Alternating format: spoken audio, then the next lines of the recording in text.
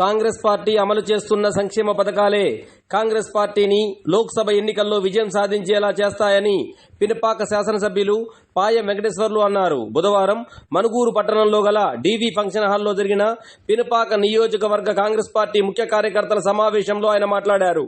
ఈ కార్యక్రమానికి Mahabubabad parliament Congress party అభ్యర్థి బలరాం నాయక్ హాజరై మాట్లాడారు. తనను పార్లమెంట్ ఎన్నికల్లో అత్యధిక మెజార్టీతో గెలిపించాలని కోరారు.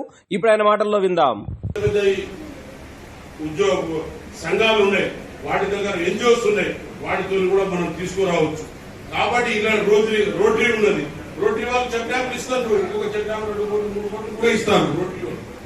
కాబట్టి అటువంటి రోటరీస్ ఉన్న క్లబ్ లాంటివి కూడా చాలా ఉన్నాయి.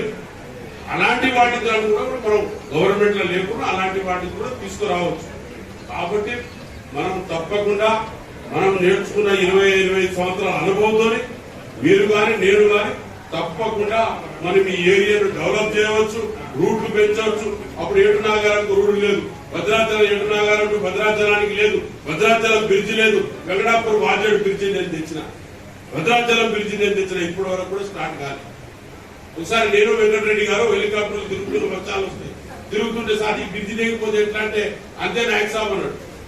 ఇది ఎక్కడదని సిపి జోషి అప్పుడు రోడ్ సైడ్ ట్రాన్స్పోర్ట్ మినిస్టర్ ఉంటే ఢిల్లీలో పోయి